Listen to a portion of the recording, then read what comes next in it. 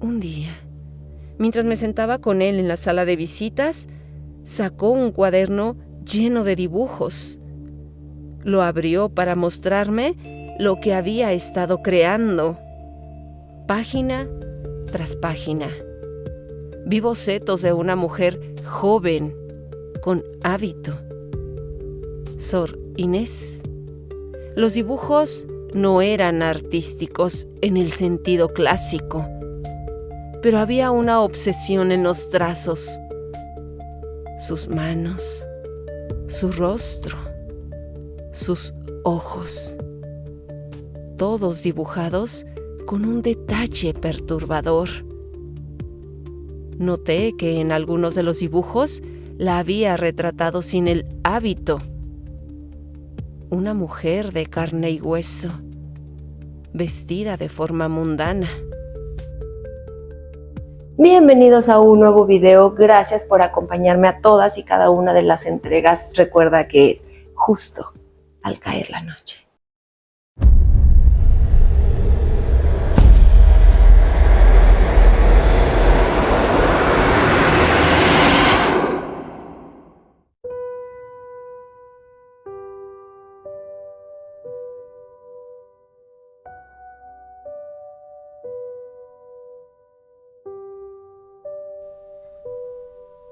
Tengo esquizofrenia y me enamoré de una monja.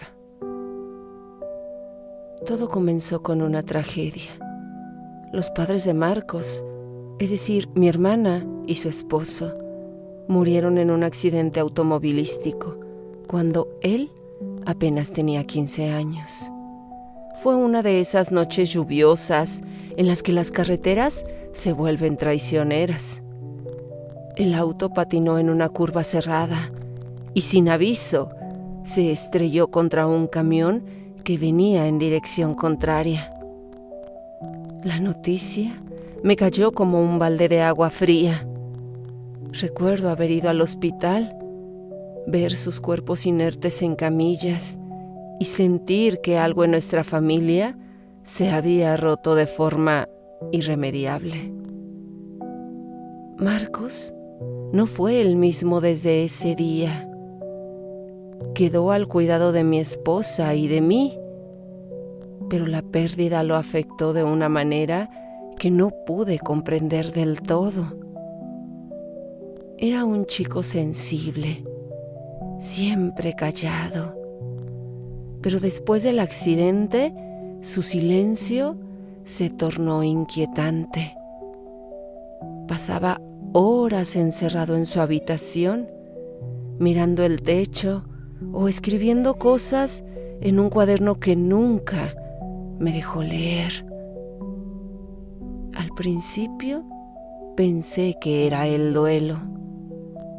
Todos estábamos sufriendo, pero con el tiempo comenzaron a aparecer señales más preocupantes. Marcos empezó a tener episodios de ansiedad severa.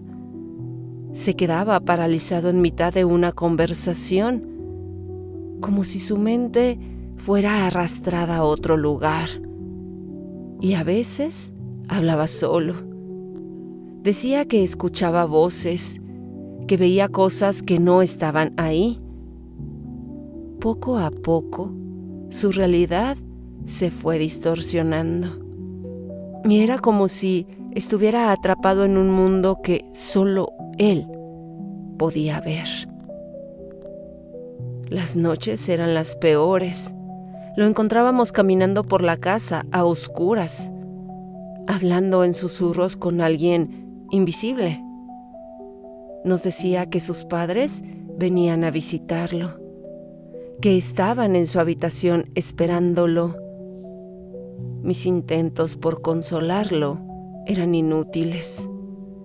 Su rostro se llenaba de desesperación cuando intentaba explicarnos lo que veía, como si las palabras no fueran suficientes para describir el horror de sus visiones.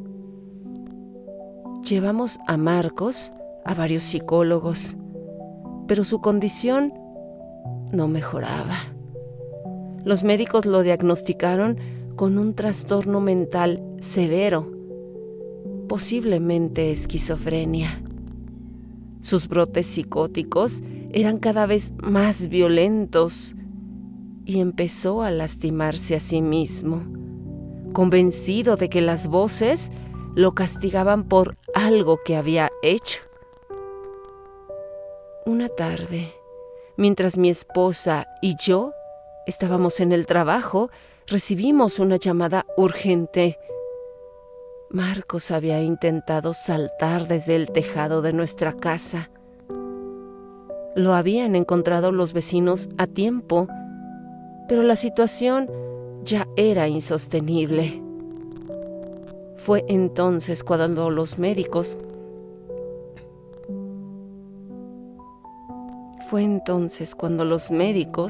nos recomendaron su internamiento en un hospital psiquiátrico especializado. La decisión de internarlo fue la más difícil que tuve que tomar. Ver a mi sobrino, el hijo de mi hermana, ingresar a ese lugar tan frío, me partió el alma. El edificio era un edificio viejo, construido sobre los restos de un antiguo convento.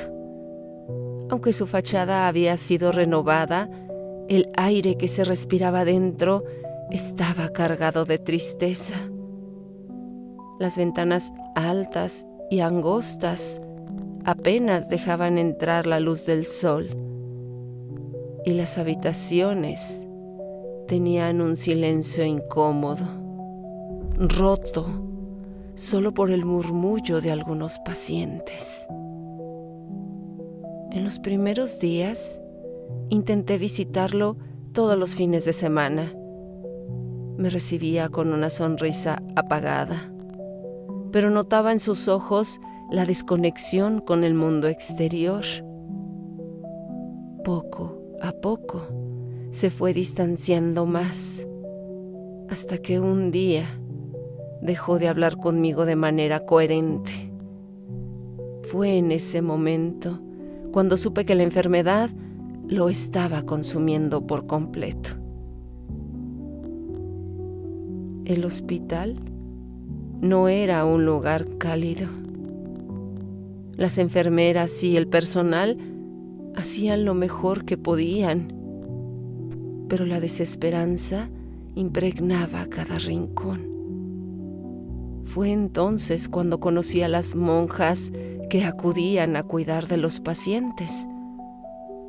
No eran muchas, solo unas cuantas que seguían con la tradición del antiguo convento. Ayudaban a los internos, les traían el almuerzo y los acompañaban en las horas de más calma. Su presencia era silenciosa, pero constante. Las semanas pasaron y cada vez que visitaba a Marcos, su conversación giraba en torno a Sor Inés.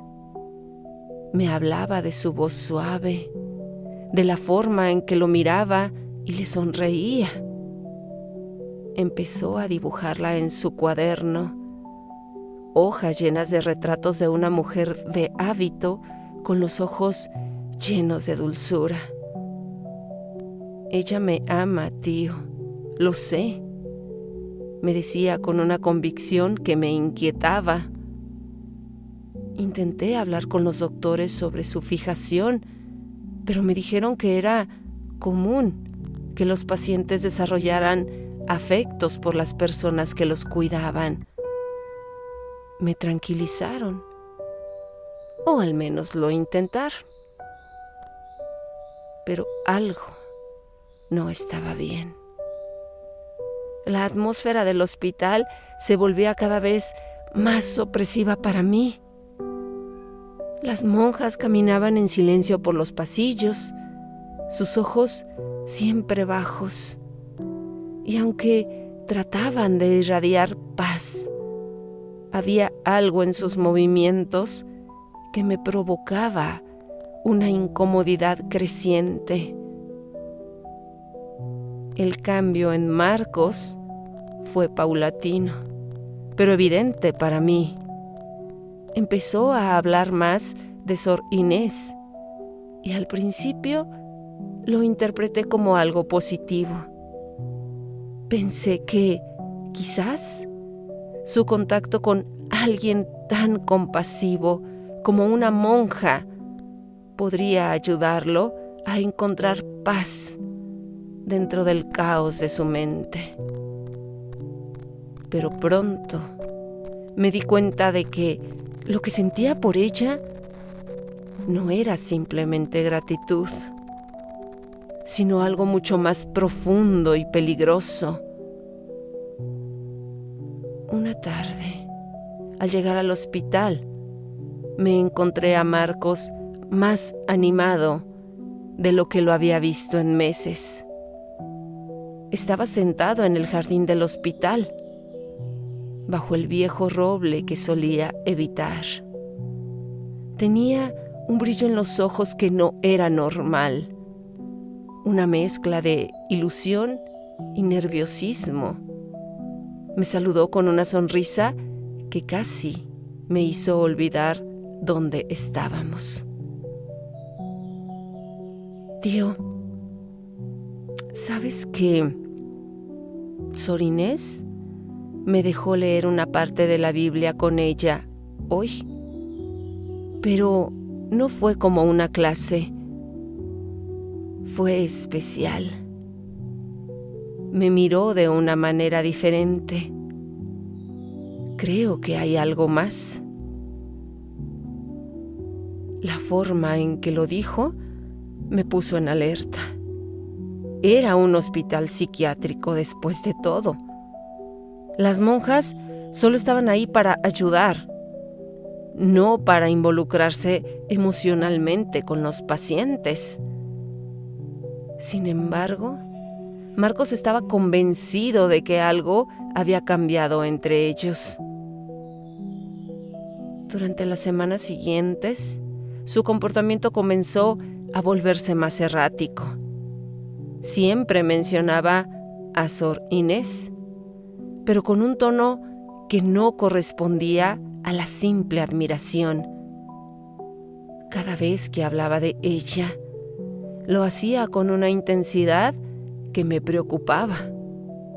No solo se trataba de una monja que le daba consuelo, sino de una mujer a la que veía como alguien más cercano, como una figura a la que quería proteger y también poseer.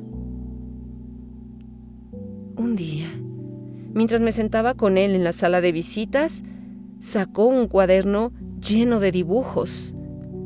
Lo abrió para mostrarme lo que había estado creando, página tras página. Vi bocetos de una mujer joven, con hábito. Sor Inés. Los dibujos no eran artísticos en el sentido clásico, pero había una obsesión en los trazos. Sus manos, su rostro, sus ojos, todos dibujados con un detalle perturbador. Noté que en algunos de los dibujos la había retratado sin el hábito. Una mujer de carne y hueso, vestida de forma mundana. Ella me sonríe de una manera que no lo hace con los demás. Así es, tío, lo siento en mi pecho, como si estuviéramos conectados. Mientras me lo decía, sus ojos brillaban y pasaba su mano lentamente por sus dibujos. Yo sé, tío, que ella siente lo mismo, aunque no lo diga. La forma en que me mira es amor. Simplemente lo sé. Me estremecí al escuchar esas palabras. Intenté tranquilizarlo, diciéndole que las monjas eran amables con todos los pacientes, que su trabajo es brindar cuidado y consuelo, no amor romántico. Pero Marcos estaba convencido. Para él, Sor Inés no era la única. Para él, Sor Inés no era una simple cuidadora, era su salvación, la única persona que lo entendía en medio de su caos interno. Poco a poco me fue contando cómo esa relación comenzó a desarrollarse en su mente. Según él, todo empezó con las miradas. Sor Inés le llevaba el almuerzo, le dedicaba pequeñas sonrisas, apenas perceptibles. Marcos, siempre atento a cualquier gesto, las interpretó como algo más que simple amabilidad. Para él, esas miradas eran un mensaje silencioso, un puente entre ellos. Al principio yo no sabía qué pensar, me confesó un día, pero luego comencé a notar que ella pasaba más tiempo conmigo que con los demás. Se quedaba un rato después de darme el almuerzo y me preguntaba cómo estaba, pero no de la forma en que lo hacen las enfermeras. Había algo más en su tono, algo en su forma de mirarme. No sabía cómo procesar lo que me decía. Marcos estaba claramente aferrado a esa idea. Y lo peor era que no podía estar seguro de cuánto de lo que contaba era real. En un hospital psiquiátrico, las percepciones se distorsionan y no sabía si Sor Inés realmente le estaba dando señales o si todo estaba sucediendo en la mente de mi sobrino. Los paseos en el jardín del hospital, las charlas junto a las ventanas, se convirtieron en momentos que Marcos atesoraba. Me contaba que hablaba de la vida, de la fe, de los sueños que alguna vez tuvo antes de la muerte de sus padres. Pero poco a poco, esas conversaciones comenzaron a volverse más personales. Me dijo que Sor Inés le había confesado que también se sentía atrapada en su vocación, como si la vida monástica ya no le trajera la paz que una vez había buscado. Me dijo que a veces se siente sola, tío, que ser monja no es lo que esperaba. Creo que siente lo mismo que yo. Estoy seguro que así es.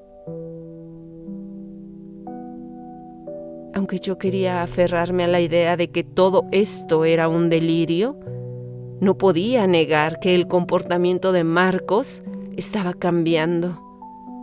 Empezó a mostrarse más seguro, más decidido. En lugar de los episodios de ansiedad, ahora hablaba con una seguridad inquietante sobre su relación con Sor Inés. Para él, ya no era una fantasía. Estaba convencido de que ella lo amaba y que pronto todo cambiaría para ellos. Intenté hablar con los doctores sobre lo que estaba ocurriendo, pero una vez más no le dieron mucha importancia. Decían que este tipo de relaciones imaginarias eran comunes en pacientes como Marcos. Para ellos, Sor Inés era simplemente una figura a la que él proyectaba sus emociones desordenadas. Me dijeron que no debía preocuparme demasiado, que todo es parte de su proceso. Sin embargo, no podía quitarme la sensación de que todo esto iba más allá de una simple obsesión. Las cosas se estaban saliendo de control y el amor que Marcos decía sentir por Sor Inés empezaba a tomar un tono oscuro. Empezó a hablar de escapar juntos, de cómo algún día saldrían del hospital y vivirían una vida lejos de todo. Pero lo que más me preocupaba era que en su mente ya no se trataba de una fantasía. Para él, aquello era real, inevitable, y estaba dispuesto a hacer lo que fuera para que sucediera. Una tarde, cuando visité a Marcos, lo encontré aferrado a un papel. Lo guardaba como su mayor tesoro. Era una carta. Me dijo que Sor Inés se la había dado. La carta estaba escrita con una caligrafía elegante, antigua, y hablaba de un amor prohibido, de cómo el mundo no los entendía. Sor Inés le prometía a Marcos que pronto estarían juntos, que no habría barreras entre ellos.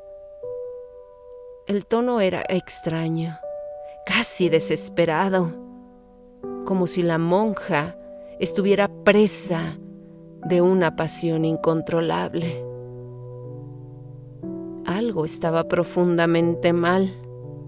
Intenté mostrar la carta a los doctores, pero cuando regresé a la habitación, el papel ya no estaba. Marcos insistía en que la carta existía, pero no había pruebas.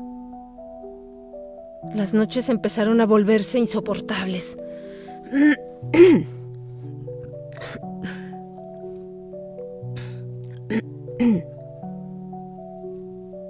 Las noches empezaron a volverse insoportables. Los ruidos en el hospital aumentaron. Las monjas comenzaron a desaparecer misteriosamente de sus puestos. Una noche, mientras dormía, recibí una llamada. La voz al otro lado era fría, susurrante. Marcos se ha ido. ¿Qué? ¿Cómo? Me apresuré al hospital y efectivamente lo encontré vacío. Los pasillos estaban oscuros y las pocas monjas que quedaban caminaban como sombras, ignorando mi presencia. Pregunté por Marcos, pero nadie me daba respuestas claras. Fue cuando me dirigí a la capilla, donde lo encontré. Estaba de pie frente al altar, solo. O no tan solo. A su lado vi la figura de una mujer. Su rostro estaba cubierto por un velo. Era Sor Inés. Marcos y Sor Inés no hablaban, pero había una conexión innegable entre ellos. Sentí una oleada de horror al comprender que su relación había cruzado los límites de la razón, de lo permitido. Cuando intenté acercarme, la figura de Sor Inés se volvió hacia mí. Sus ojos eran dos pozos oscuros, vacíos de vida. Nos pertenecemos, dijo con una voz que resonó en todo el lugar. Marcos asintió, su mirada perdida en los ojos de la monja. Intenté detenerlo, pero antes de que pudiera acercarme, las luces de la capilla parpadearon y la oscuridad nos envolvió. Cuando las luces volvieron, Marcos y Sor Inés ya no estaban. Nadie en el hospital quiso hablar de lo que había sucedido esa noche. Las monjas que quedaban se retiraron en silencio y el hospital cerró sus puertas poco tiempo después. Nunca volví a ver a Marcos. Algunos dicen que se escapó. Otros susurran que ambos, él y la monja, desaparecieron en algún tipo de pacto oscuro. Lo único que sé es que en las noches de luna llena, a veces escucho un rezo lejano y les juro que entre las sombras veo la silueta de una monja y de un joven que caminan juntos, perdidos para siempre en su obsesión. Gracias por escucharme. Recuerda que gracias a tu comentario, tu like y todo el amor que le das a este canal, podemos crecer como lo estamos haciendo. Por lo pronto, te veo muy pronto. Por lo pronto, recuerda que tenemos una cita justo al caer la noche.